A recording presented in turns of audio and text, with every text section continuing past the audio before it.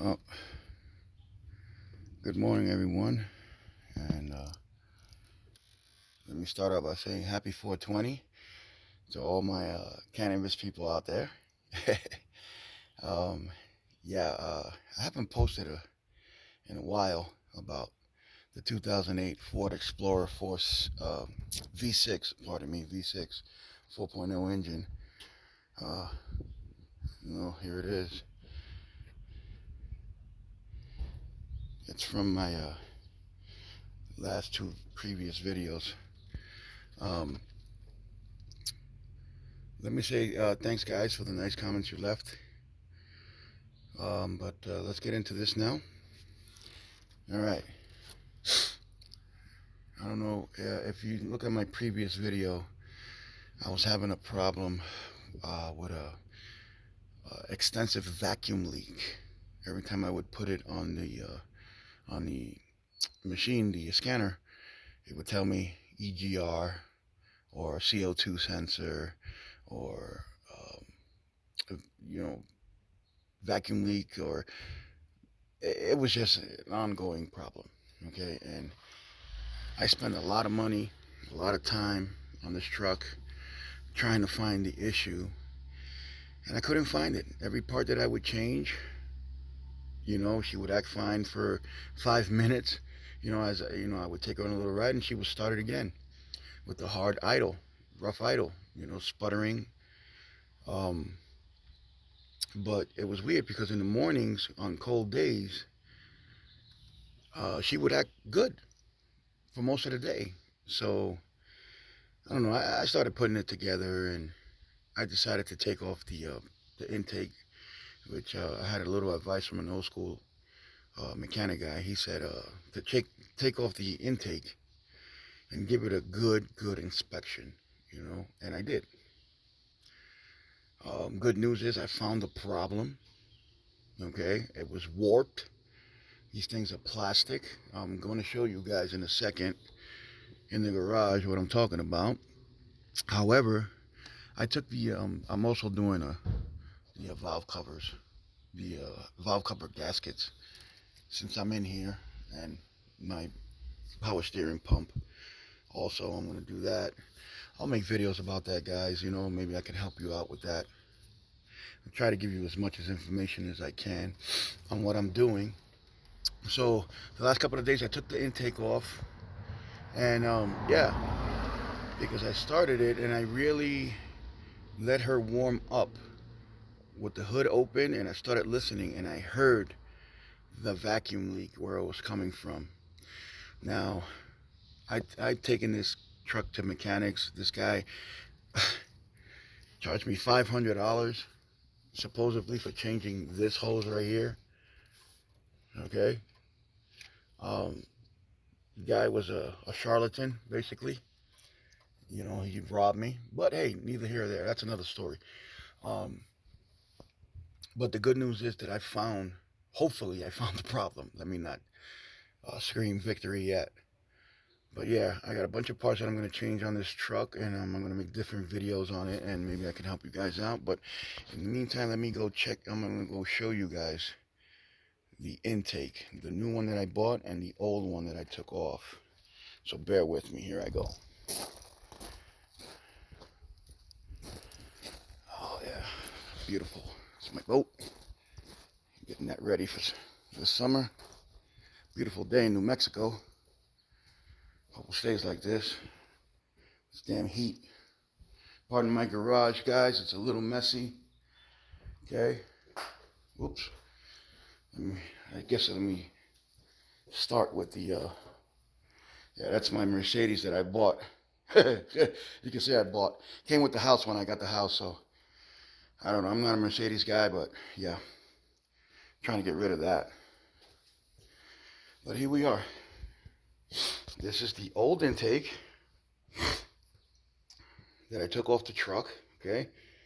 Now I found all types of problems. There were little prick holes in the vacuum hoses and stuff like that. I fixed those, and here we are. You see this? that was where this damn vacuum leak was coming from. Extensive. But because when it was cold out, it would kind of like seal, I guess. I mean, it looks open now because I pried it open, a little bit more. But when it was cold, I guess, the plastic would retract. And then as the truck was on and it got hot, I guess the hole would expand and the air would come out. Man, this thing gave me problems. I changed the fuel pump. I mean, it was all good because all these parts that some of the parts that I did change actually needed to be changed, like the fuel pump. My last video explains that. Yeah, but that's it right there. That's the vacuum leak that I found on this uh, plastic intake for this 2008 Ford Explorer V6. All right. Now, guys, I'm not going to go through the video of dismantling it and everything. There's other videos out there on how to take the intake off. I don't know if I said this before in my other videos, but I'm not a big video guy, so I just like to help, do it yourself guys like myself and women, pardon. So let's go check out the intake that I bought from Amazon, actually. It's right here. It's right here. Okay. This part I had to replace from the other intake because it doesn't come with it. But it did come with the screws. Well, it came with some screws, right? Let me show you. See, it came with some screws, and it came with a hose. I think it's in here somewhere. It came with a vacuum hose. Yeah, here it is. And it also came with this hose, right? But it didn't come with the grommets, where the bolts come in. So you have to take these off your old intake and put them on the new ones. They just pop on and off. See? But if you have your old bolts, the screws will hold in there. But if you don't have your, if you're not going to use your old screws, then yeah, they're going to pop out easily. But yeah, here it is, 4.0. Okay. And this thing I put on from the other one. I don't know what that's for, but probably for hold a hose or something. Anyhow, I got this from Amazon. You're not gonna believe the price, guys. $71. I got a deal on it. Yeah. See? Yeah. I mean, they said it was used. I don't know. I don't see it being used. I don't see this being on any truck before mine. Maybe it was just the packaging or something. They do things like that. But yeah. Oh, and it came with these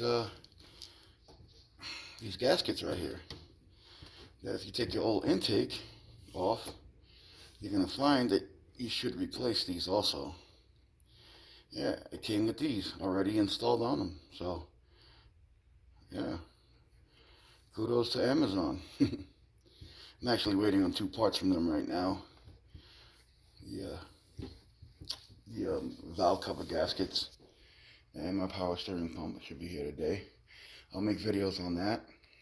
Like I said, if you're a do-it-yourself guy like myself, you don't like mechanics raping you, then yeah,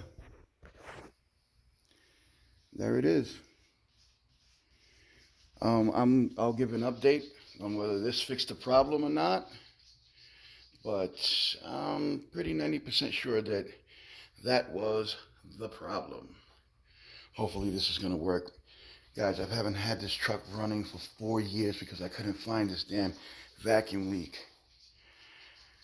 Oh, man, headaches. Yep. But there it is. Once again, this was it.